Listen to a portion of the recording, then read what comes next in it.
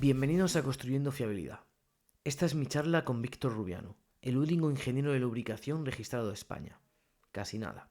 Hemos hablado sobre maratones, objetivos a largo plazo y las diferencias entre LATAM y España. Pero sobre todo hemos hablado de lubricación, de fiabilidad, de la especificación basada en desempeño y unas cuantas estrategias más para aumentar la rentabilidad de tu planta. Sin más dilación, comenzamos. La Maratón de Boston. ¿Qué es ese evento para ti? Alejandro, eso es el santo grial de los corredores, de los maratonistas, ¿verdad? Que todos tenemos la ilusión de llegar allí algún día. ¿M? Bien sea pagando, clasificando, mediante una caridad, lo que quiera que sea, pero representa tanto en este mundo moderno del corredor. Es tan icónica la maratón de Boston que sientes como que es el culmen de un proceso muy largo, de una experiencia muy larga, y que allí vamos a decir que vas a ganar un poquito de esa gloria que ya has conseguido, ¿no? Porque no es fácil llegar allí, pero es un sueño cruzar esa meta. ¿Desde cuándo quieres o cuándo te pusiste el reto de querer correr la maratón de Boston? Mira, este bicho de correr es muy raro. Este bicho de correr es muy raro porque si te cuento un poco de historia, vamos a decir que yo mi primera carrera popular la corrí por allá en el año 2004, pero era un tema netamente que vi, bueno, la media maratón de Bogotá tiene una distancia de 10 kilómetros, vamos a ver cómo es eso, y la corrí a ver cómo acababa, estaba joven y podía hacerlo sin ningún problema, pero yo era un corredor de fin de semana, corría de fin de semana y con eso era suficiente para mí. Hay un momento de mi vida, y creo que es antes de la pandemia, donde me veo un espejo. Y ese espejo es un video que me está haciendo mi hijo mayor. Él estaba muy pequeño en su época, pero estamos en el jardín de la casa. Yo estaba grabando unas plantas, él jugando con mi móvil. Y me hace un video yo regando las plantas. Yo miro después el video y, Alejandro, para ser sincero, no me gustó lo que vi. ¿Sí? No me gustó cómo lucía. No me gustó mi postura corporal. No me gustó cómo... No me quise en ese momento tanto como solía quererme, ¿me entiendes? Es como que tú dices, Interesante. "Mm, yo estoy como, yo no soy ese, yo puedo estar un poco más fuerte, si le podemos llamar de alguna manera". Y ahí yo Ujú. dije, vamos a empezar a hacerlo bien. Tenía un amigo que corría con un grupo en Bogotá, me había estado invitando, me dijo, allí hay un entrenador, es muy interesante, me uní al grupo. Y te enganchas de una porque al principio cuesta, pero como no tienes un proceso de entrenamiento, no vienes haciéndolo reiteradamente, pues ves cambios muy positivos en muy corto tiempo y empiezas a ilusionarte. Y dices, bueno, entonces ya me siento mejor, me siento más fuerte, quiero un reto. Y dices, bueno, voy a hacer 10 kilómetros, pero voy a hacer un tiempo decente. Y ves que mejoras tus tiempos y que dominas los 10 kilómetros. Y te empieza a hacer ruido la gente, tu entrenador te dice, vas bien, vas mejorando, y tú también te llenas de valentía y dices, bueno, ¿por qué no dar el salto? Saltemos a los 21. Yo ya había tenido una experiencia previa en 21 kilómetros, sin preparación alguna, y me fue terrible. Yo creo que lloré en esa carrera alrededor del kilómetro 14. Dije, yo no soy, porque empieza a jugar el síndrome del impostor, y dije, yo soy corredor de 10 kilómetros, yo jamás podría volver a hacer 21. Pero como te encuentras en forma, dices sí. Como tus compañeros de equipo corren como tú, dices sí. Y empecé a ver cómo me encontraba en 21 kilómetros y empecé a dominar la distancia. Y como mis colegas corrían maratón, dije, yo un día voy a correr una. Y dado que nosotros, tú y yo, trabajamos para una compañía que nació allí en Boston, yo creo que la ciudad que más he visitado por trabajo a lo largo de mi vida es Boston. He estado muchas veces allá, me he enamorado de ese lugar y encontré en la maratón como, como un hito, ¿sí? Que vinculaba muchas partes de mi vida. El correr, esa ciudad, la empresa para la que trabajo, como que todo se juntaba allí, y yo dije, yo algún día la voy a correr. Y después encontré esa mística, ¿no? Ese ambiente que rodea esta carrera, y dije, pues con muchas más ganas lo voy a hacer. Por último, y una cosa que hemos charlado los dos por ahí de manera informal, es que dije, yo la voy a correr, pero yo voy a conseguir tiempo de clasificación. Y básicamente que los últimos 5 años, Alejandro, he estado trabajando en un proceso para conseguir ese tiempo de clasificación a Boston, ¿verdad? Antes de cumplir mis 45 años. En eso estoy. 5 años para lograr un objetivo a nivel deportivo, también un reto personal. Y la siguiente pregunta que te voy a hacer es, ¿por qué crees que es importante ponerse esos objetivos a largo plazo? Yo siento, Alejandro, que sin duda es edificador, ¿ya? Es edificador porque en un mundo que te obliga y que te envuelve cada día más en la inmediatez, empiezas a perder el horizonte a largo plazo, ¿sí? Y yo siento que la recompensa que hay detrás de esos procesos, donde el grueso, ¿verdad?, de la experiencia está en el proceso y no en el resultado, te enriquecen y empiezan a nutrir no solamente la parte del componente deportivo o del hobby en tu vida, sino también tu parte personal. La preparación para una maratón y la carrera en sí son, son situaciones que te aplacan, te ponen a vibrar en otra frecuencia, si quieres llamarlo de otra manera, te llenan de humildad, te hacen saber, ¿verdad? Que que necesitas mejorar muchos aspectos y controlar muchos aspectos en tu vida si quieres conseguir eso. Así que eso es lo que deja, es un proceso edificante, es un proceso, es una recompensa grande porque lo vas construyendo bloque a bloque. Es como si tú mismo con tus propias manos construyeras tu casa. Es como para el emprendedor construir su empresa y al final conseguir su objetivo, sea posicionarla, que se convierta en un unicornio, venderla, lo que sea, o al fin estás construyendo tu casa y por fin pones tu familia allí. Pensar en largo plazo es algo que nos ayuda mucho en estos tiempos convulsos, ¿verdad? Donde todo se lo lleva o donde muchas cosas pierden su valor por cuenta de la inmediatez.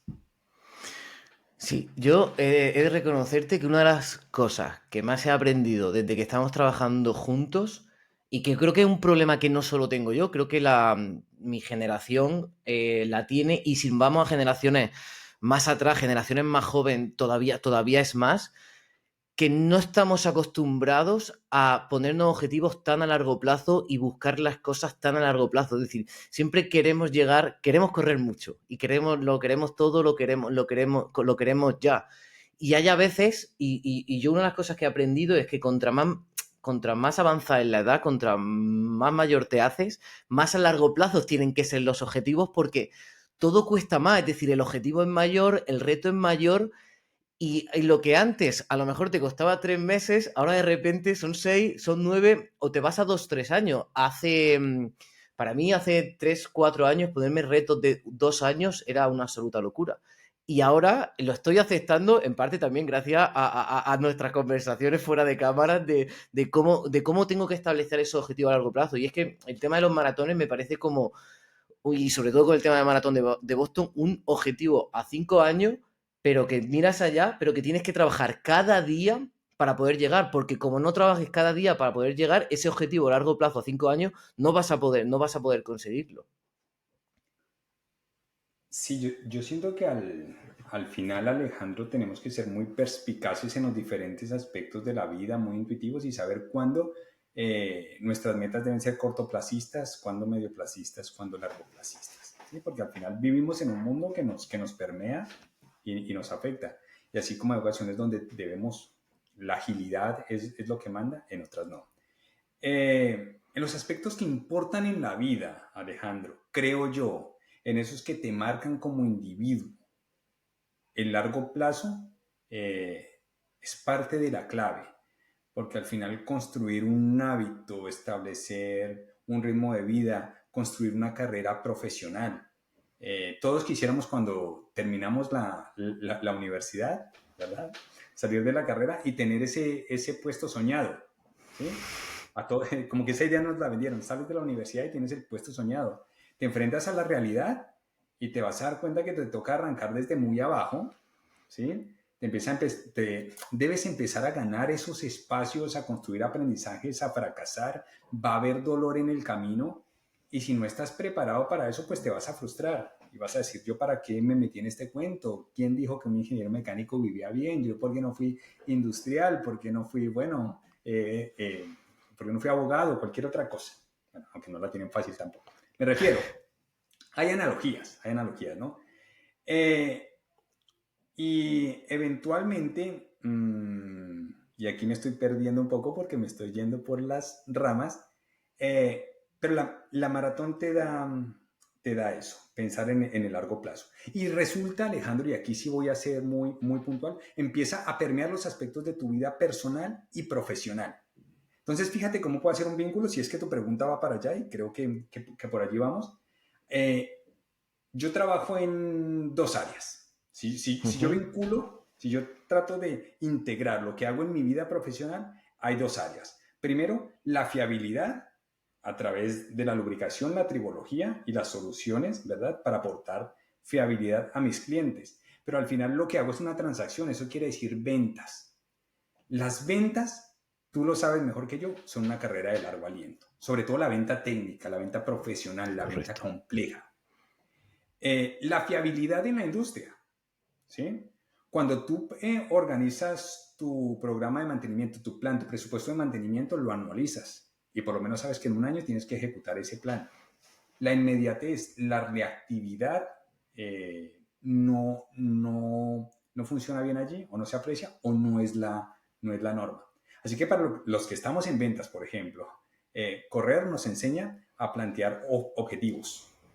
Objetivos SMART, específicos, medibles, trazables, verificables, alcanzables, como quiera que sea. Tenemos que aterrizarnos, ¿no? Y tú dices, mira, yo quiero llegar a Boston, por ejemplo, yo tuve que reconocer que para mi condición física y para mi edad tenía que esperar un tiempo, ¿verdad? Porque tienes un rango de edad y unos tiempos para clasificar.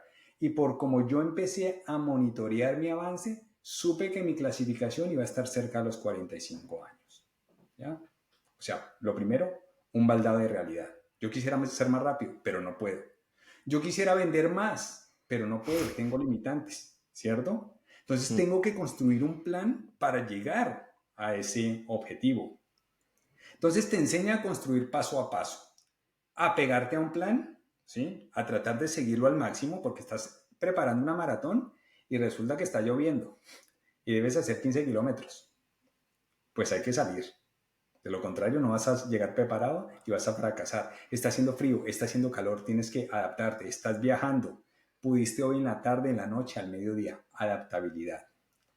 Eh, Te enseña también en fiabilidad y en ventas a que no siempre se puede hacer las cosas como quisieras. Es que tienes, por ejemplo, que adaptar el entrenamiento.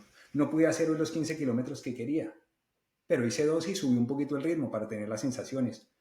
Hoy solamente tengo 30 minutos para entrenarme y tenía un entrenamiento de hora y media, hora y 20 minutos. Pues voy a tratar de hacer una escalera y generar y trabajar varias frecuencias cardíacas y tratar de simular esas sensaciones. No pude salir hoy, me monto en la cinta.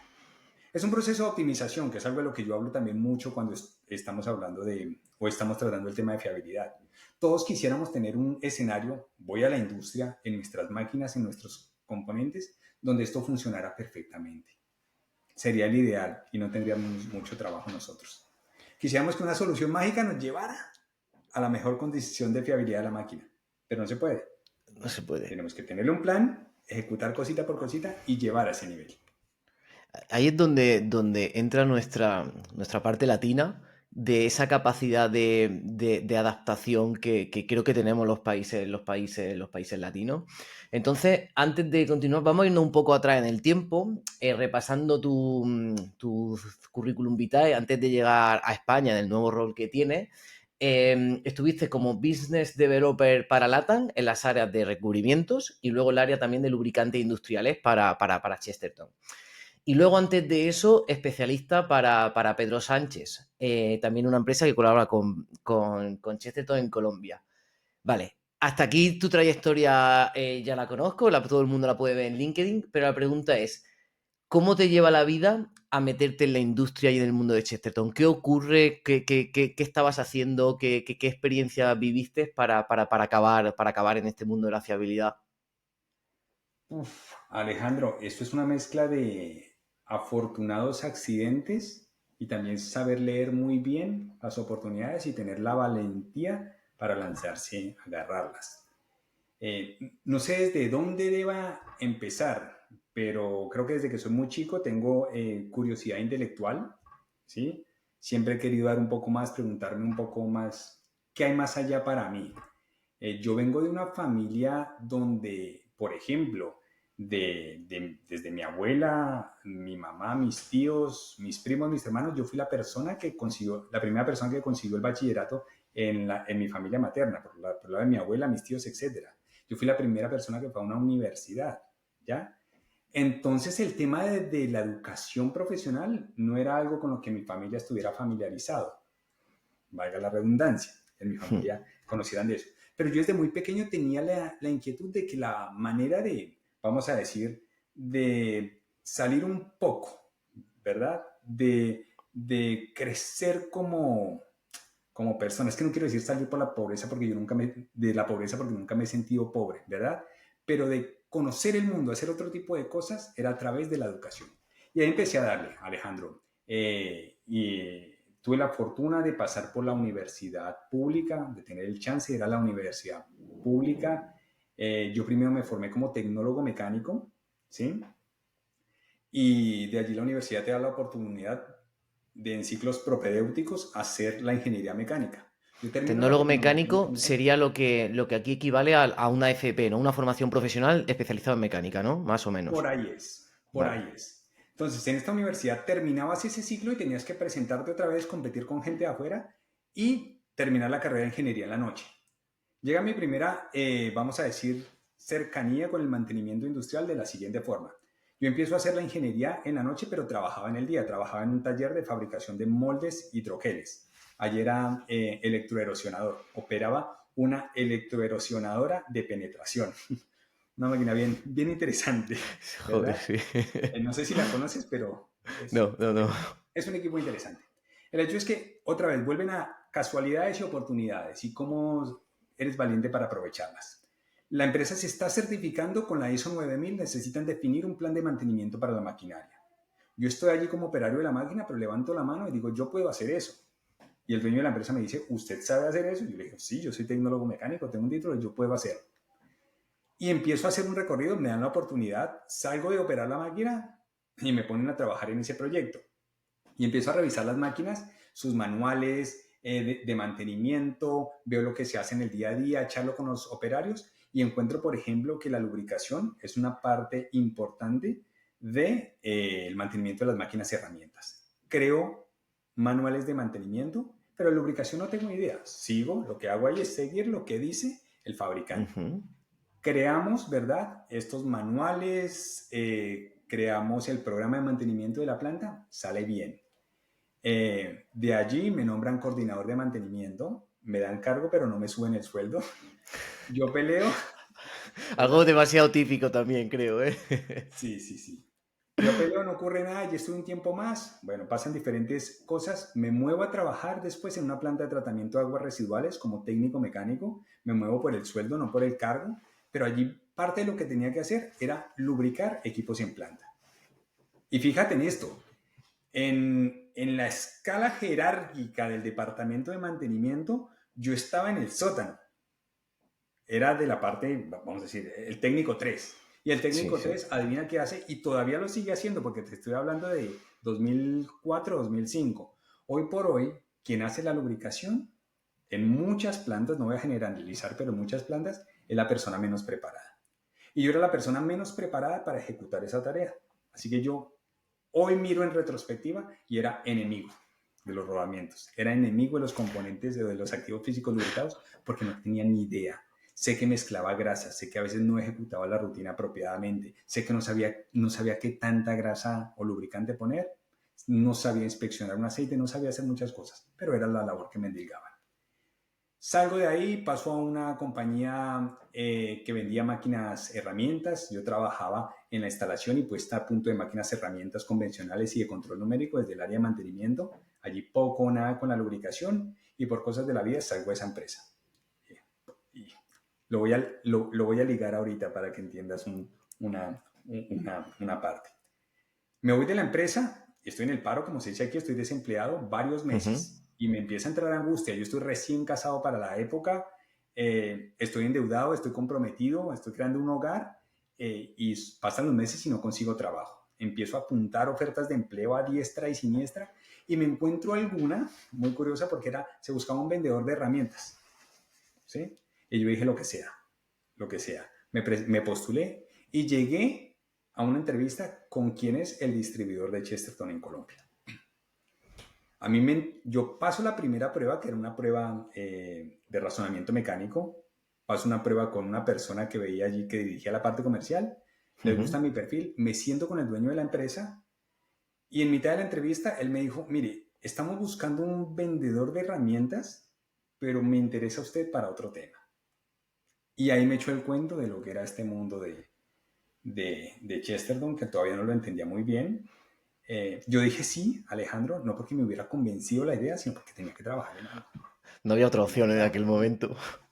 Entonces dije, aquí mientras consigo un trabajo de verdad, yo voy a hacer un comercial.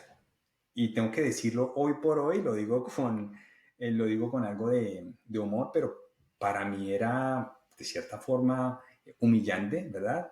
En mi carrera tener uno de los mejores promedios de la carrera y terminar vendiendo cosas. Y eso para mí yo no quería que nadie supiera, quería aguantar el chaparrón, tener ahí ese salario, porque me garantizaban un salario 6 meses y mientras tanto buscar algo mejor.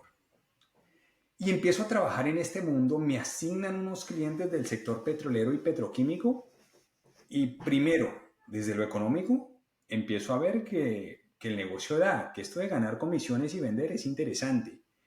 Empiezo a ver que se me da bien, que eventualmente conociendo un poco el producto, conociendo un poco cómo opera el cliente, se me va dando bien y digo, oiga, y también es demandante desde lo intelectual, hay que aprender mucho, hay que saber si quieres vender esto porque es un producto de alto valor, es una venta compleja.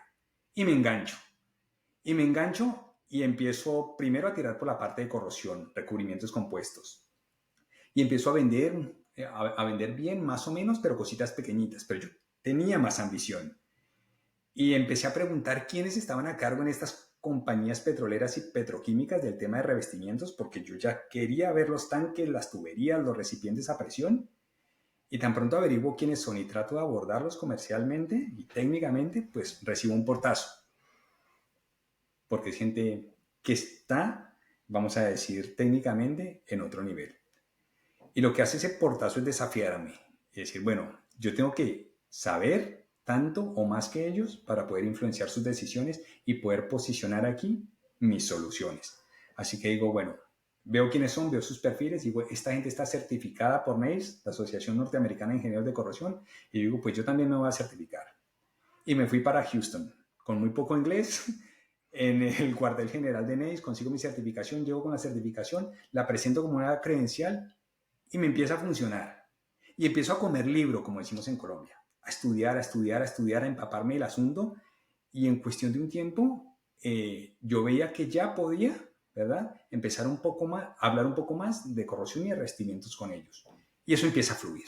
Y empieza a fluir, yo me posiciono bien y mi negocio crece. Pero veo también que tengo otra finquita allí, otra oportunidad de negocio que todavía no había explotado y estaba en la parte de lubricantes. Y hay un mentor que tengo que se llama Mark Gunter, que trabaja para Chesterton todavía, un gerente global de la línea de producto. Empiezo a escuchar sus charlas.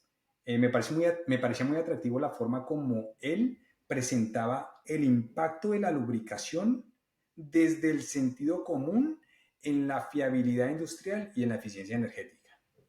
Y el discurso me cala de tal manera que yo dije, tengo que apropiármelo, tengo que conocerlo, tengo que dominarlo mejor y lo voy a tratar de construir una oferta de valor y llevársela a mis clientes. Otra vez, a comer libro. Ahora lubricación. Dime. ¿Y cómo definirías para una persona que no tiene mucho conocimiento del tema de lubricación o que son más generalistas en el área de mantenimiento? ¿Cómo pueden entender o cómo le explicaríamos la importancia que tiene la lubricación en general, sin entrar más en detalle, pero la importancia que tiene la lubricación en un presupuesto de mantenimiento, en la fiabilidad de una planta? ¿Qué impacto tiene la lubricación? ¿Cuán importante es? Entonces, mira, no solamente con la lubricación, sino ampliando un poco más el concepto hasta la Ujú. tribología, que es la ¿vale? ciencia que estudia los fenómenos de fricción, desgaste y la lubricación para mitigar, ¿no?, estos fenómenos. Lo que debe saber el mantenedor es que abrazar la lubricación y la tribología en su planta, porque ya lo dijimos, fricción significa desgaste. Si yo lo gestiono, lo mitigo, lo atiendo, voy a tener menos desgaste. Menos desgaste significa menos sufrimiento de mis máquinas, menor mantenimiento, menor riesgo. Una máquina que se desgasta, una máquina mejor lubricada se desgasta menos y es más fiable. Allí hay una relación directa.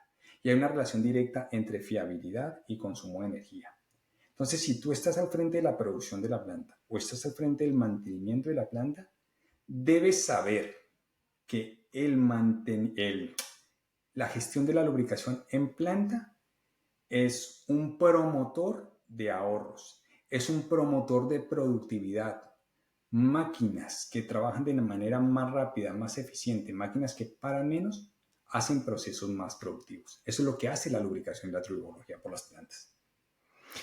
¿Y cuál es la principal diferencia que te has encontrado? Ahora ya llevas 2 años aquí en España. En el ámbito de la tribología, en el ámbito de la lubricación, de mejorar la fiabilidad en este área, ¿cuáles son las principales diferencias que te has encontrado en cómo se trabajaba en las empresas donde tú te desempeñabas allí en LATAM y la diferencia con la que has llegado a España y lo que te has encontrado en la industria española? Entonces ahí tenemos que volver al cuento que te estaba echando. Que no me quiero ir por las ramas, pero te echo el cuento. Ujú. ¿Recuerdas que dije voy a abordar la lubricación? Y empecé a trabajar tan bien eso que me abrió una oportunidad. Y en algún momento Chesterton, por otras casualidades de la vida, me invita a presentarme a un proceso, ¿sí? A un proceso para llevar la línea de producto de lubricantes industriales en Latinoamérica, lubricantes industriales y especialidades de mantenimiento. Yo participo del proceso y me quedo con la posición y empiezo a liderar esto allí para Latinoamérica. Y empezar a liderar es que un día trabajo para un distribuidor, ¿verdad?, en Colombia, y al lunes siguiente, el viernes estoy trabajando aquí, el lunes siguiente mi responsabilidad abarca toda Latinoamérica. Entonces yo me pregunto, ¿y cómo lo hago? ¿Cómo lo hago? Y al final tengo que arrancar por donde tú dices, sintonizar. Sintonizar y tratar de ver cómo se aborda eso en la industria latinoamericana. ¿Cuál es el estado del arte? ¿Cuáles son los jugadores? ¿Cuáles son los actores? ¿Sí? Que allí dirigen para dónde va ese barco. Y me encuentro con una organización que es Noria y el Consejo Mundial de Lubricación de Maquinaria. Veo que es la gente que rige o que dice para dónde va, es que están encargados de la formación, la normatividad, etcétera. Me certifico por ese lado y empiezo a ver que la industria en Latinoamérica está muy alineada con esto, que la gente está copiando mucho este discurso y digo, por aquí es el camino. Sorpresa me he llevado, Alejandro, porque estuve trabajando estos temas en la industria latinoamericana 6 años y medio, 7 años. Ujú. Conocí mucha gente, aprendí mucho. Hay mucha gente allí que trabaja muy bien estos temas y que han integrado, por ejemplo, muy bien el monitoreo por condición, el mantenimiento basado en condición y la lubricación. Van todo el tiempo de la mano. Lo entienden muy bien y conocen el impacto en el negocio. Llego a España a tratar de, vamos a decir, engranar en ese mismo, vamos a decir, en esa misma marcha y me encuentro que allí era para hacer cualquier analogía, allí era un vehículo de transmisión automática que un vehículo de transmisión mecánica. Es algo que todavía estoy tratando de descifrar el por qué. Y nosotros hemos charlado mucho respecto a eso. Pero te voy a decir varios porqués y dónde creo que es importante y hay diferencias, porque hay que entender el contexto, ¿no?, de cada territorio, sus segmentos industriales, su situación. Piensa que nosotros hace algunas semanas, perdón, estuvimos trabajando en Huelva y visitando un par de minas. Huelva es una capital de provincia, Ujú. ¿cierto? Sí, sí, sí, sí. Y Y de la capital a cualquiera de las 3 principales minas que hay allí en la provincia, tomarás entre 50 minutos y 1 hora en un Sí. viaje. vamos a llamar placentero, que cualquier cosa que te ocurra en el camino, tienes donde comer, donde parar, donde repostar combustible, etc. Piensa ahora en que quiero visitar la misma mina en Chile, en Argentina, en Perú o en Brasil. Voy a tener eventualmente que conducir algunos cientos de kilómetros más por vías mucho más complejas, ganando miles de kilómetros en altitud, que si quiero, por ejemplo, visitar la misma mina, tengo que presentarme, sacar unos permisos de trabajo algún día, un día, ¿verdad? Esperar a aclimatarme y después subir a la mina, ¿sí? Y ejecutar este trabajo. ¿Eso qué significa? Que las cosas no están, las soluciones no están tan al alcance y que la dinámica hace que esto cambie, ¿verdad? Entonces tienes que estar mejor preparado para reaccionar ante la falla, para imaginarte cuál sería el escenario de falla, hacer tu FMA, y cómo responderías ante él en esos equipos críticos que podrían generar una falla catastrófica en el caso de que fallen. Entonces tienes que estar muy, muy bien preparado. Piensa en lo siguiente, el factor OM, fabricante de equipos. Aquí en la comunidad europea tienes una gran cantidad de fabricantes de equipos. Lo que se te ocurra. Aquí te fabrican un molino de bolas, te fabrican un sistema de trituración, un motor eléctrico, una bomba. Aquí están todos. Tienes acceso a ellos prácticamente sin fronteras, ¿verdad? Sí, Porque porque si está en compras un Europa país, prácticamente está aquí todo. Está si no a semanas, si no a días, a semanas de a distancia. semana. Piensa allí. La fabricación local puede que se dé en países como Brasil y México. Ahí tienen industrias potentes de fabricación, no necesariamente de maquinaria industrial, pero bueno, cada vez más, pero son esos países los que probablemente lo tengan. Los otros no lo tienen. Y lo que aquí pueden ser días o semanas para que recibas un componente, un equipo, allí pueden ser meses. Y estás poniendo en juego la producción de tu planta si en algún momento ese componente, ese equipo, ese proceso falla y tienes que esperar meses hasta recibir respuesta del OEM hasta que te llegue allí. Sin contar el tema del envío, el tránsito por océano o por aire, el tema aduanero, o no importa que el componente lo fabriquen en el país del lado. Igual tienes que cruzar fronteras y hacer una gran cantidad de trámites. O que lo tengas a 300 o 400 kilómetros. No vas a gastar 3 horas como aquí. Probablemente vas a gastar 8 o 10 horas. Ahí, de esa manera, tienes que tener un proceso productivo y una estrategia de fiabilidad mucho más robusta. Porque Claro. en los escenarios de falla, la catástrofe es mayor. Y eso obliga a la industria a estar mejor preparada, a pensar más en fiabilidad, a ser más proactivos.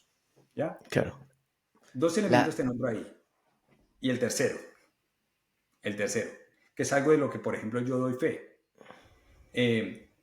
La gente quiere destacar, los profesionales quieren destacar, porque saben que destacar, todos empezamos en las ligas menores, ¿sí? Y conforme hacemos bien nuestro trabajo, se interesa por nosotros un equipo de las ligas mayores para hacernos suplente y eventualmente somos titulares en un equipo de primera, ¿ya? Las oportunidades no son tantas allí. Somos muchas personas en Latinoamérica y más, vamos a decir, reducidas las oportunidades. Así que la gente todo el tiempo está trayendo ideas de mejora porque quiere destacar. Hay algo que también ocurre allí, es la mentalidad de dueño.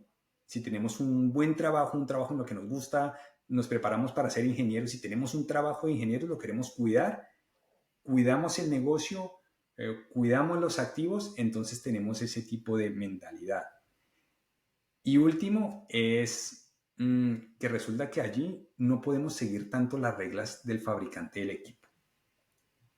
Porque cuando falla, algo nos tenemos que inventar. Tú lo has dicho, los latinos somos un poco más recursivos, ¿no? Nos tenemos que inventar algo para que siga operando. Entonces somos reyes de las adaptaciones, las modificaciones y las tropicalizaciones. Y muchas de esas tropicalizaciones se convierten en mejoras de la maquinaria que la hacen más fiable. Es una suma de muchos factores, Alejandro. ¿Son diferentes los escenarios? Sí. Allí está mucho más, vamos a decir, abrazado el concepto de fiabilidad, de lubricación también, de tribología también y de su impacto, la productividad, rentabilidad, eficiencia de las compañías y de los procesos industriales. Sí, de todo lo que has dicho, en estas entrevistas que voy haciendo y que voy preguntando y que voy aprendiendo, eh, extrayendo la parte técnica, que obviamente pues cada especialista y cada ingeniero en su campo tiene su visión. Pero sí que es cierto que lo que noto constantemente es esa, ¿cómo decirlo? Esa falta de ambición, falta de actitud, falta de no querer mejorar, conformismo, aceptación de que durante toda la vida se ha hecho así y ahora no queremos cambiar. Ya vayamos a las personas con las que he hablado, que hablen de una transformación digital, que hablen de una fiabilidad, que hablen de cualquier tema de mantenimiento predictivo. Estoy viendo un patrón que, que, que la realidad es que es una crítica a la sociedad española, yo lo digo claramente, en los cuales me incluyo. Es decir, como que hemos aceptado que ya tenemos todo hecho, que ya está todo hecho, que no tenemos que mejorar y falta esa garra oye, si yo hago bien mi trabajo, puedo subir. No, es como decir, no, yo hago mi trabajo porque es lo que tengo que hacer. Entonces, ahí yo creo que hay un chip, una mentalidad que yo estoy convencido de que es una de las cosas claves del por qué avanzamos tan lento. La última entrevista que hice me lo contaba con el tema de Estados Unidos, que era otra locura, pero ahora nos vamos a Latinoamérica y también vamos detectando el mismo patrón, esa falta de ambición, esa falta de querer probar cosas nuevas, de abrazar conceptos nuevos. Es como que para que en España haya un cambio, cuesta 10 veces más que en otros lugares. Creo que es algo que como sociedad y como cultura tendríamos que mejorar si realmente queremos mantener un tejido industrial a futuro. Aquí te voy a compartir dos perspectivas porque una es desde el punto de vista, no sé, histórico-cultural y otro desde el punto de vista maratoniano. Al final, sociedades como la japonesa, como la europea, son lo que son porque vivieron épocas difíciles. Eso los obligó a reinventarse, ¿verdad?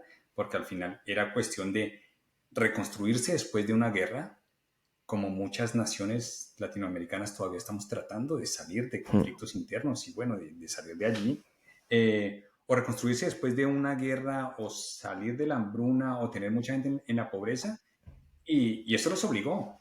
Y allí, cuando se rompe el status quo, ¿sí? Y al final tienes que pensar en cómo soluciono yo esta problemática porque de esto depende mi futuro, el de mi entorno, el de mi comunidad, el de mi familia. La creatividad explota, ¿verdad? Las ganas de trabajar explotan, las ganas de hacer las cosas diferentes explotan. Y es como un ciclo natural, ¿ya? Y le ocurre al ser humano y habrá pasado por civilizaciones. Nosotros puede que estemos viviendo ese momento, que los países en vías de desarrollo lo estén viviendo, ¿sí?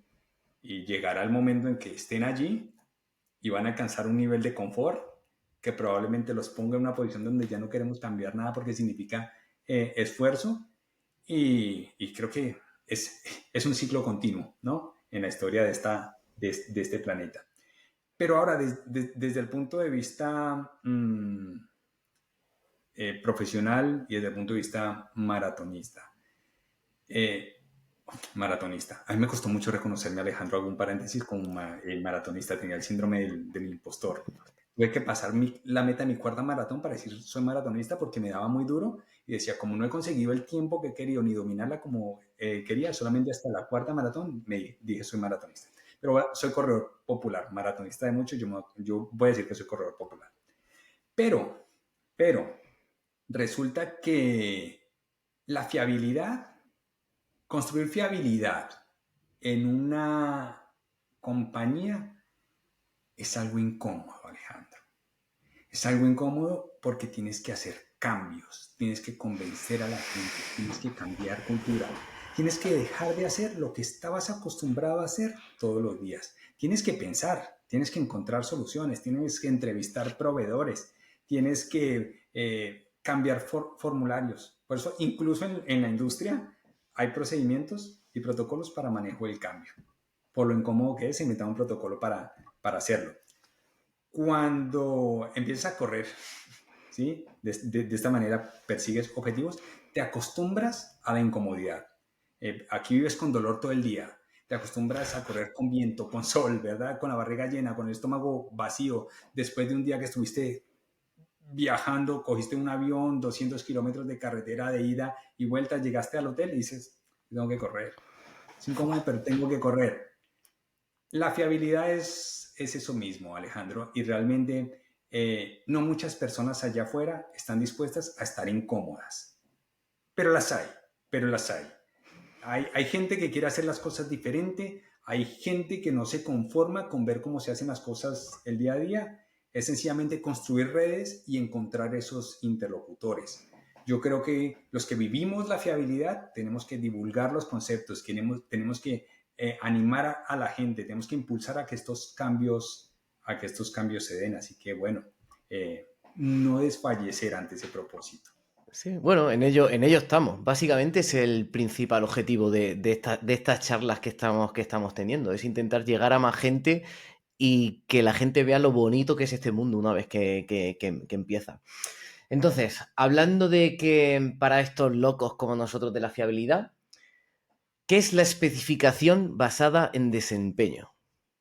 Uf, uf. Sé que es uno de tus conceptos favoritos. Sí, sí, es un concepto con el que empecé a trabajar en la vida en general y en integralidad hace tiempo. Pero vámonos explícitamente al tema mantenimiento y fiabilidad, ¿ok? Ujú, Y status quo.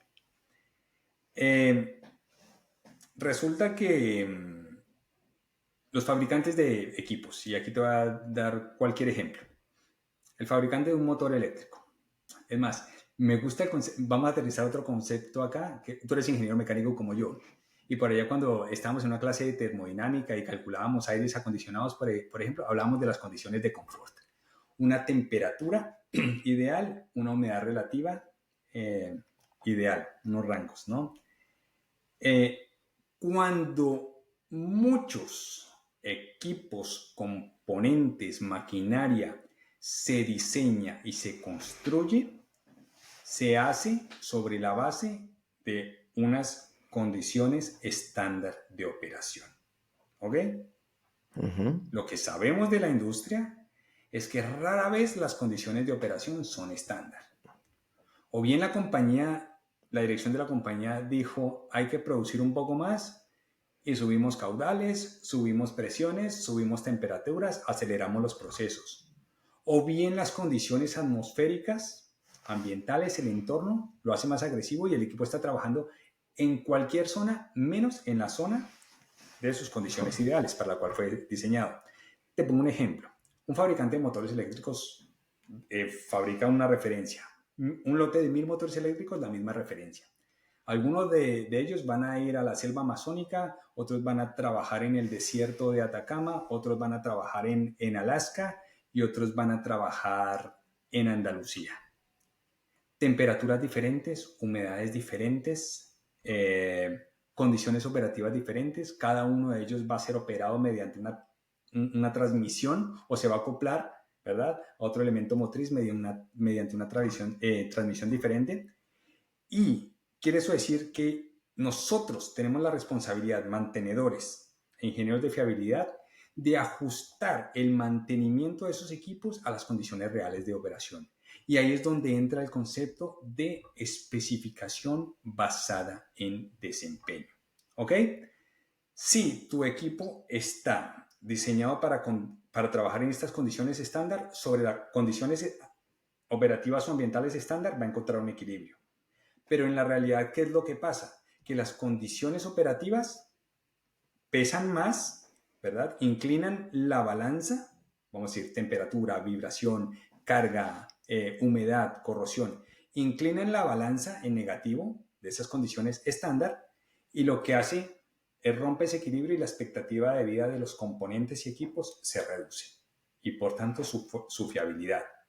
Lo que nosotros tenemos que hacer en un proceso de especificación basado en desempeño es cómo, por ejemplo, en la lubricación de ese motor eléctrico, desde la Ujú. selección y aplicación del lubricante, yo puedo cambiar la especificación de este lubricante para compensar lo que está ocurriendo aquí desde el punto de vista operativo y ambiental, que está haciendo que mi expectativa de vida sea menor. Por ejemplo, yo trabajo en un ambiente muy húmedo. El lubricante que tengo aquí no responde bien a ambientes húmedos, se hidroliza, se deteriora con la humedad. El solo hecho de buscar una grasa que cumpla los requisitos de viscosidad, consistencia, resistencia a la temperatura, estabilidad térmica y mecánica, pero que, por ejemplo, me soporte, tenga mayor resistencia al lavado por agua o a la corrosión, va a empezar a equilibrar esa balanza. Ahora, el motor arranca y para, ¿cierto? En algún momento tiene fricción de tipo límite. Pues me busco unos aditivos, un paquete de aditivos en ese lubricante que compense ese tema. El motor está trabajando a alta temperatura. Yo busco un lubricante que tenga mayor resistencia a la temperatura y estabilidad térmica. Cuando lo compenso y lo devuelvo al equilibrio, hice especificación del lubricante basada en el desempeño del equipo, ¿cierto? No en sus características de diseño, sino en sus características y condiciones reales de operación. Así aplica esa filosofía. Piensa que tú lo puedes aplicar cuando seleccionas un... Y aquí me falta algo importante, Alejandro, que olvidé. Hay estándares en la industria, ASTM, DIN, ISO, Sí. que te permite comparar, por ejemplo, vuelvo a los lubricantes, resistencia a la corrosión, resistencia a la carga, lavado por agua, resistencia térmica, estabilidad térmica y mecánica. Hay pruebas estandarizadas para comparar entre lubricantes. Tienes un criterio estándar y sobre la base de eso arrancas esa primera comparación o especificación. En el día a día lo hacemos habitualmente. Cuando compramos un coche, cuando compramos un móvil, cuando compramos un laptop, cuando compramos un televisor, cuando compramos las zapatillas de correr, comparamos características técnicas bajo estándares, ¿cierto? Y seleccionamos cuál es el que el mejor desempeño tiene para la labor que va a realizar. Claro, pero aquí yo la dificultad que veo es que si buscamos adaptarnos a todos esos ambientes, a todo, por ejemplo, hablemos con la lubricación, estoy pensando, claro, yo tengo una planta industrial con 500, 1000, 3000 motores, bombas, diferentes aceites, grasa, equipos, rodillos, molinos, ventiladores y 1000 equipos que ahora mismo no me vienen a la cabeza. Claro, yo no puedo abordar todo esto en toda la planta porque sería un poco caos. Entonces, uno, ¿cómo detectamos aquellos casos que podríamos hacer una especificación basada en desempeño? Y luego, dos, ¿cuáles serían los primeros pasos que debemos hacer para poder, en esos que hemos detectado que hay una posible mejora, cuáles son los pasos a seguir para hacer esta especificación?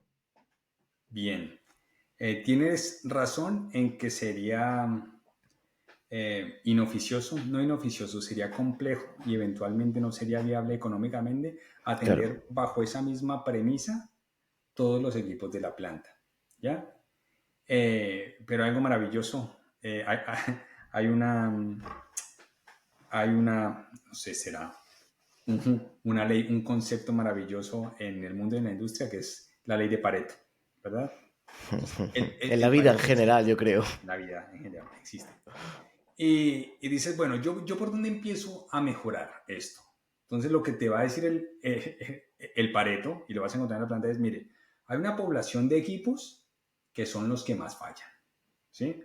O bien te lo dice el técnico, te lo dice tu equipo de mantenimiento, o bien te vas a SAP y miras cuáles son los rodamientos que yo más cambio en la planta, por ejemplo, y te empieza a dar un indicador de cuáles son esos equipos que se están consumiendo tu presupuesto de mantenimiento por cuenta de ello.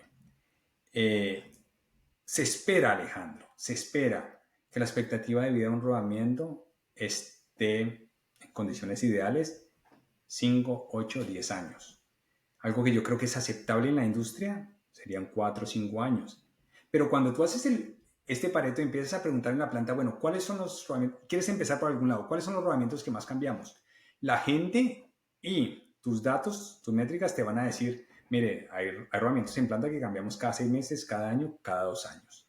Esos hay que atacarlos. Y si quieres complementar eso, mira, ¿cuál es la consecuencia de falla de esos rodamientos en tu proceso productivo? Y sigues haciendo más esbelta,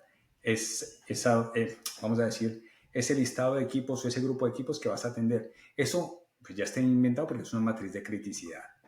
Pero estamos hablando de que en el escenario soy una empresa, soy una compañía que no tengo, vamos a decir, la formación, las herramientas para hacerlo de esa manera. No tengo un nivel avanzado, Exacto. ¿verdad? No tengo un departamento de fiabilidad, no tengo los criterios para hacerlo de esa forma, porque una matriz de criticidad te lleva allá.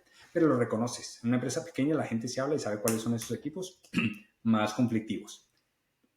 Los analizas y ahí empiezas a aplicar la mejora. ¿Dónde? En los que son más urgentes y en los que son más importantes. Y ahí empiezas a trabajar de esa forma. Si tú quisieras, yo donde le recomiendo a la gente arrancar siempre. Por Mire, ejemplo. ojalá un doliente.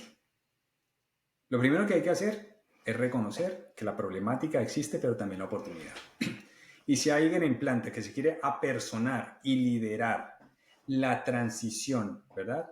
De la lubricación de siempre, de mi amigo Pancho, echándole la misma grasa a todos los rodamientos en la misma cantidad hasta que estalle, y dice, bueno, aquí vamos a hacer algo diferente, pues tiene varias opciones. Primero, apersonarse, que haya un líder, eso ya cambia el tema, porque va a haber alguien que puede analizar las métricas, los números, mirar qué está ocurriendo y tomar decisiones. No tienes un líder, pero tienes la intención de que eso mejore. Haz que tu lubricador se forme. Esa es una buena, yo creo que la formación es clave allí. Y aquí me permito hacer un paréntesis y cuando me va perdiendo, recuérdame volver, Alejandro, porque yo me pierdo. Imagínate que cuando tú me decías, compara Iberia con Latinoamérica. ¿Sí? Resulta que el Consejo Mundial de Lubricación de Maquinaria certifica a los profesionales y los técnicos en lubricación. ¿Verdad? Hay Eso no lo diferentes sabía. niveles de certificación. El Consejo Mundial de Lubricación de Maquinaria certifica los analistas de lubricantes, los que trabajan en laboratorio, certifica los técnicos de lubricación, los que ejecutan la tarea de lubricación, y certifican también a los ingenieros de lubricación, que son los que Como llevan la estrategia. para que la gente haga un análisis, yo creo que podríamos hablar como que ahora está en moda el tema de vibraciones, el CAT1, CAT2, CAT3, es decir, parecido, ¿no? Sería un Claro que buen, para que sí. la gente entienda cómo funciona. Una analogía, entonces, mira, certifica al que analiza lubricantes en laboratorio. Certifica al que día a día hace las tareas para hacer bien lo que le toca hacer. Y certifica a aquel que dice, mire, aquí hay una oportunidad, porque la industria ya lo reconoció hace mucho tiempo. Aquí hay una oportunidad de mejora importante en nuestra productividad y rentabilidad del negocio si abordamos la lubricación en planta desde una perspectiva estratégica. Y certifica a los ingenieros de lubricación. Y esos ingenieros de lubricación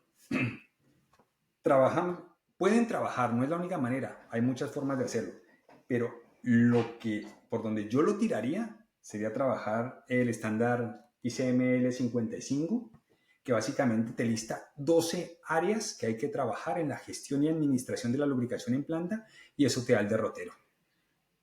El ICML 55.1 te desglosa las áreas, te dice cuáles son, ¿verdad? A reconocer, a analizar. Y el 55.2, perdón, te dice el cómo. Eso sería un gran avance. Pero me quedé en el paréntesis que iba a hacer, o nunca fui a ese paréntesis. Mira, Alejandro, yo estuve mirando por curiosidad porque tú me dijiste, vamos a hablar de tal y tal cosa allí en la entrevista, en el podcast. Y yo me puse en la labor de ver cuántos profesionales hay certificados en España Esa en era la el pregunta que tema te iba a hacer. lubricación y cuántos hay en otros territorios. Y me llevé unas sorpresas impresionantes. Piensa que en este momento en España, aunque sí, ¿Sí? si tú buscas España, no vas a encontrar ningún ingeniero en lubricación de maquinaria oficialmente listado allí. Yo soy el único ingeniero de lubricación de maquinaria, eso no me hace ni más ni menos, pero por casualidades de la vida soy el único que hay aquí, aunque mi registro está en Estados Unidos. Para encontrarme tendríamos que encontrarme por la compañía en USA, pero en España no lo hay. Hay 51 personas certificadas, ¿sí? 51 personas 51 personas certificadas en todo el territorio nacional. en toda España. Pero ojo a lo que te voy a decir. De esas 51 personas, 18 pertenecen a la compañía que aquí en España forma y hace el examen de certificación. 18, más del Vamos, 30%. que es... Eso quiere decir que tienes 30 y pico de personas certificadas en España. Pero de esas 30 y pico de personas certificadas, solamente 8 son técnicos certificados en lubricación de maquinaria. Hay 8 personas en España que se certificaron, tomaron un curso y certificaron sus conocimientos del cómo, el cuánto, el cada cuánto de la administración, almacenamiento, inspección, toma de muestra de lubricantes. Solo 8 personas. Ahora, si quieres contrastar datos, eso por ejemplo, en mi país son 63. Si vas estoy mirando aquí unos datos que tengo. Sí. En Perú tienes 296 personas certificadas. 296 personas. Si España tiene 8 personas certificadas como MLTs, Perú tiene 138. Si vas a Brasil, llegas a cerca de 300 personas. ¿Eso qué quiere decir? Compañías potentes en estos países, ¿sí? Por ejemplo, mineras importantes, siderúrgicas, papeleras, le han invertido mucho el tema de fiabilidad y han encontrado que la lubricación está amarrada sí o sí a la fiabilidad, a la eficiencia energética, a la sostenibilidad. Y han dicho, si no tenemos personal preparado para hacer estas tareas correctamente en planta, desde la gestión, la estrategia, hasta la ejecución de las tareas de mantenimiento, vamos a golpearnos contra el muro, vamos a fracasar en ese intento que tenemos o en esa ilusión que tenemos, en ese propósito, en ese objetivo de que la lubricación afecte de manera positiva la rentabilidad de esta compañía. Así que empieza, Alejandro, por la formación. Vuelvo a la pregunta, ¿qué hay que hacer? Hombre, formarnos. Buscar que esta persona que ejecuta las tareas de lubricación en el día a día se forme. Si yo soy responsable de mantenimiento del departamento, me podría formar y certificar para llevar información a las personas. Si entiendo el impacto, porque es que el consumo de energía está directamente ligado a la lubricación.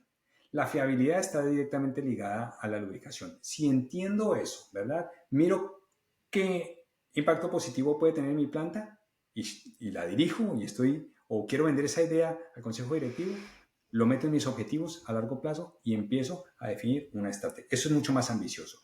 Pero aquí hay compañías grandes de clase mundial, compañías potentes que encontrarían en la gestión y administración correcta de la lubricación y la tribología en planta una oportunidad para mejorar su rentabilidad, mejorar la seguridad de sus procesos, reducir su huella de carbono, alcanzar sus objetivos de sostenibilidad. La lubricación y la tribología aportan muchísimo a todas estas áreas. Claro. Aquí se me abren cuando detecto un problema así, ya sea en la industria, al final, ya sea en cualquier persona o empresa, pero hablemos de la industria, al final siempre se me abren dos vías. Sobre todo cuando hablamos que el principal problema podríamos decir que es una falta de conocimiento. O por lo menos conocimiento certificado. Ya veríamos, luego ya tendríamos que profundizar si existe o no existe conocimiento. Pero claro, se me abren dos vías. Uno, tema de delegar y externalizar este conocimiento a un proveedor, que ahí eso sería una opción. Y luego se me abre la vía de hacer esta formación. Entonces, quiero tratar las dos. Primero, ya que estamos hablando de la formación, ahora toca vender un poco tu libro. Sé que estás trabajando en esto que nos has comentado, el tema de la formación, de saber la importancia que tiene. Entonces, ya sé que llevas varios meses trabajando, que todavía está en ello, pero sí que me gustaría un poco que nos explicase a quién va dirigido este tipo de formación, cuál es la propuesta de valor, cuál es el beneficio que pueden sacar, qué tipo de estos tres niveles que has comentado podría ser más interesante empezar a hacer esa formación. ¿Qué es lo que estás trabajando, a quién va dirigido y qué aporta?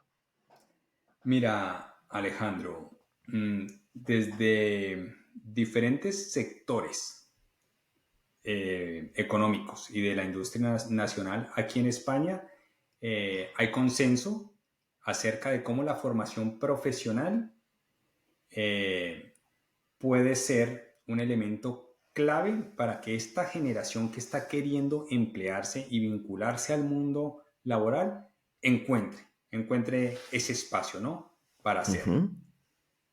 Hay una necesidad, hay una necesidad latente y es que los jóvenes tengan que hacer y la formación profesional puede ser la mejor vía para allí a través de un trabajo bien remunerado y calificado. Después existe un vacío a llenar y es que las personas en mantenimiento, fiabilidad, mmm, que estuvieron en la industria mucho tiempo y que adquirieron el saber a lo largo de los años y la experiencia les entregó ese saber, se han ido yendo. Se han ido yendo sin sucesión y se llevaron el saber consigo. Entonces tenemos líderes de equipos que son muy capaces intelectualmente, que dominan el tema, pero que todavía no han podido aprender haciendo en la industria.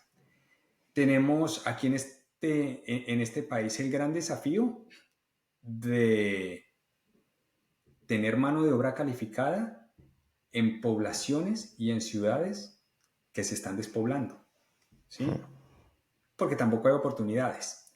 Entonces, hay una cantidad de ingredientes, ¿verdad? De problemáticas interesantes que si las juntamos alrededor de la formación, pueden dejar de ser problemática y pueden convertirse en oportunidad, ¿ya? Y ahora que veíamos este vacío, no se habla, no se conoce, no se atiende, no hay, vamos a decir, ese nivel de permeación y de conciencia del impacto de la lubricación y la tribología en la industria nacional. Hay una cantidad de jóvenes que quieren formarse. Es un tema lindo, es un tema que una vez lo conoces te apasiona, porque puede que yo sea muy soñador, ¿verdad? Y que sea muy que peque o descarrile de imaginativo. Pero yo siento que si yo puedo venderle a alguien una solución que va a hacer que consuma menos energía, ¿verdad? Que va a hacer que consuma en el tiempo menos recursos porque sus equipos van a durar más y eso quiere decir que va a utilizar menos repuestos y va a consumir menos materias en el futuro, que gracias a la lubricación puede reducir el impacto ambiental, ¿no? Todo tiene un impacto ambiental, pero lo puede reducir. Pues eso engancha con los discursos de las nuevas generaciones. Y si yo puedo formarme en un tema que es entretenido, que es dinámico, donde nunca se puede, se para de aprender, si con eso consigo un espacio bien remunerado en la industria que me permite desarrollarme profesionalmente, aportar algo allí, si eso no me obliga a moverme muy lejos, porque tengo industrias locales que tienen esa necesidad, pues empezamos a encontrar soluciones. Y como me gusta pensar en el largo plazo, sí he estado rebotando contigo, con muchas personas y ahora a través de una formación. Yo soy fiel creyente de la formación, yo creo que nunca hay que parar de formarse y en este momento yo estoy haciendo un máster en liderazgo y gestión de equipos y allí me empezó a resonar mucho la idea de cómo devuelvo yo, ¿verdad? Las oportunidades que la vida me dio, que la industria me dio de aprender, de cómo se lo devuelvo a los que vienen. Y yo siento que la responsabilidad que tenemos nosotros, cuarentones, cincuentones, generación bisagra, es transferir conocimiento a estas personas, nosotros que ya hemos aprendido haciendo, que nos hemos equivocado, que tenemos alguna experiencia, algún conocimiento, transferirlo a estas personas que están allí esperando la oportunidad para que se vinculen al mundo laboral, al mundo industrial, al mundo del mantenimiento y la fiabilidad industrial desde una perspectiva bien ejecutada, bien cimentada. Y la lubricación y la tribología pueden ser una oportunidad para ello. Así que sí, estoy configurando una idea para poder complementar lo que hago desde mi rol profesional, desde mi trabajo actual, con algún tipo de negocio de impacto a futuro. Y cuando hablo de negocio de impacto es un negocio que puedas crear, pero que tenga un impacto en tu entorno, es devolver multiplicado eso que te daba allí la industria. Así que estamos trabajándolo. He estado leyendo, investigando, documentándome y no tengo duda que vamos a materializar esa necesidad, esa oportunidad, ese clamor que hay en una transformación. Yo creo que estamos llamados a transformar esto en positivo, a dejar la quejadera a un lado y a decir, ok, sí, no estamos bien, y no decir es que los jóvenes o las nuevas generaciones no quieren trabajar. No, si quieren trabajar, vamos a dar las oportunidades, vamos a engancharlos, vamos a enamorarlos con roles, con disciplinas, con profesiones que seguro les van a llamar la atención y que van a ser gratificantes y que les van a entregar recompensa en el futuro y que les van a dar un plan de vida, una visión de vida, una visión y un plan de carrera. Me parece súper interesante. Me parece súper interesante. Es más, yo que soy bastante más vendedor que tú y más directo, animo a si hay una persona que ha escuchado la charla, que ha escuchado lo que lleva, lo que estás trabajando entre manos, ya sea una industria, ya sea una escuela de formación, pero sobre todo si es una, por ejemplo, una planta industrial y no tienes a nadie especializado en tu industria, te convoco a que contacte a Víctor o me contactes a mí y yo contactaré con él para, para también, yo siempre, al final, cuando yo he emprendido, lo que me ha enseñado el viaje del emprendedor y arruinarme ya un par de veces es que hay que construir haciendo, hay que construir en el camino. Entonces, hay que encontrar esos iniciadores de early adopter que se llaman en el mundo startup. Y entonces lo que animo es, si hay alguna empresa que sabe que tiene ahí una necesidad, que ha escuchado esto y cree que podría mejorar, a que nos llame, a que te avise, que te convoque y encontrar la manera en la cual esta formación y todo este conocimiento se puede transmitir a que esa empresa empiece a adquirirlo. Al final, no está todo escrito, somos nosotros los que tenemos que escribirlo. Entonces, animo a que si hay interés, y estoy convencido de que lo vas a ver, no, te escriban para que se vea la forma de hacerlo, que estoy convencido de que se puede aportar mucho valor y se puede cambiar la industria. Y Y hasta que al eso. final, Alejandro, solamente un último comentario respecto a eso. Yo creo que sí, el llamado a la acción es importante, porque no tenemos que esperar, ni la industria tiene que esperar, ni las personas, y yo animo también a la gente que está allá afuera a formarse. Si les da curiosidad, pasaron por este podcast, escucharon algo, que piensen y averigüen qué es la lubricación, la tribología, y que miren si les gustaría. Ahora, la industria es tan diversa, tiene tantos tamaños, vamos a decir, tantas necesidades, es tan compleja en un sitio o en otro. Aquí en España las culturas industriales y territoriales son tan diversas que al final, cuando vamos a cada industria, las necesidades son particulares. Lo bonito de abrazar la lubricación y la tribología es que los procesos de mejora y de optimización son paulatinos y que al final hay que hacer trajes a la medida. Tú no vas a conseguir el estado óptimo de referencia de tu maquinaria al máximo en un lapso corto de tiempo. Vas a empezar a aplicar pequeños cambios, ¿sí? Y la formación te ayuda a eso, para atacar puntos, vamos a decir, críticos, neurálgicos, y conforme vas solucionando uno, vas mejorando otro. Así que, otra vez, en el traje a la medida se puede hacer de una u otra forma, pero las compañías deben empezar a preguntárselo, reconocer la necesidad y buscar afuera cómo se puede solventar. Exacto, esa es la segunda parte, y ya con esto iremos acabando, claro, esta formación de tu gente, de formar a tu equipo hasta que llegue a este nivel, pues lleva un tiempo, lleva un proceso, es un proyecto medio-largo plazo, ya como hemos comentado. Entonces, la otra opción es salir a la búsqueda de un proveedor, ya sea de servicios, ya sea de productos, en función de cada empresa, cómo tenga su estructura. Entonces, si tuvieses que decir 3, 4 claves para que estas empresas puedan evaluar a estos proveedores y no. ¿Qué quiero decir? Que no venga una empresa, les venda humo de que se lo van a solucionar todo, que hay una grasa magnífica. Es decir, ¿qué debe de evaluar un mínimo una planta industrial? 3, 4 características clave que les permita evaluar a un proveedor adecuado de lubricación. Bien. Estás haciendo preguntas complejas y te estás saliendo del guión que teníamos preparado, pero eso me gusta. Mira, Alejandro, eh, estas compañías que eventualmente dicen, mire, no tengo cómo hacerlo y voy a tercerizarlo, voy a entregarle esto a un experto, a una compañía experta, siendo que debe evaluar 3 o 4 áreas fundamentales. La primera, la primera, yo les aconsejaría que cuando busquen esa empresa a la cual le van a entregar la gestión, la estrategia de lubricación de sus activos, que esa empresa tenga personal certificado. Certificado por organismos internacionales. Eso va a elevar el nivel y lo va a poner a hablar un mismo idioma. Le va a decir, mire, así es, estas personas que están entrando en mi planta a ejecutar estas tareas siguen patrones de clase mundial. Bien por ese lado. Eso es de la ejecución, es decir, del personal que va a ejecutar. Segundo, yo le pediría a la empresa que me va a prestar ese servicio, ¿sí?, que también trabajara bajo un estándar.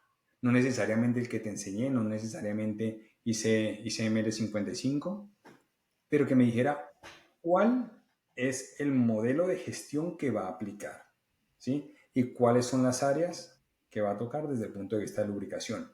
Si yo voy a contratar solamente una empresa que va a ponerme dos personas a encargarse de la lubricación de cada punto de mi planta, sin la formación, sin un objetivo, sin un protocolo, sin un derrotero clave, pues hombre, me puede salir más económico contratar a dos personas con mínima cualificación y los resultados van a ser idóneos. Entonces, personal certificado, procedimientos estandarizados, ¿por qué no un estándar de la industria que ya existe? Le recomendaría pedirle a esta compañía, al tercero que me va a prestar este servicio, que se alinee con mis objetivos de productividad, de eficiencia, de sostenibilidad, de fiabilidad. Me explico, ¿ya? Que la forma de medir el cómo se está desempeñando mi proveedor sea a través de métricas específicas en la fiabilidad de mis activos para poder medir y darle trazabilidad al impacto de sus tareas de mantenimiento, de su estrategia de mantenimiento en la fiabilidad y rentabilidad de mi planta. Es más, existen modelos comerciales en la industria donde el prestador de los servicios de lubricación y de fiabilidad recibe, ¿verdad?, su bono por productividad si lo lleva allá. Esto obliga a quien te presta el servicio que no trabaje ni con el lubricante de su amigo, ni con los equipos de la empresa con la que siempre ha trabajado, sino que busque lo mejor para ti, que busque que tus activos trabajen más tiempo de manera más eficiente y de forma más sostenibles. Y por qué no un par de credenciales, ¿no? Que esta compañía tenga credenciales para mostrar que ya haya hecho eso en el pasado, pero creo que en esas 4 áreas podríamos enfocarnos. Creo que muy completa y vuelvo a también un concepto que he descubierto ahora en mis estudios de economía, en que no hay oferta si no hay demanda. ¿Qué quiero decir? Que las empresas, las plantas industriales deben demandar estos servicios con estas calidades, con estos procedimientos y con estas exigencias.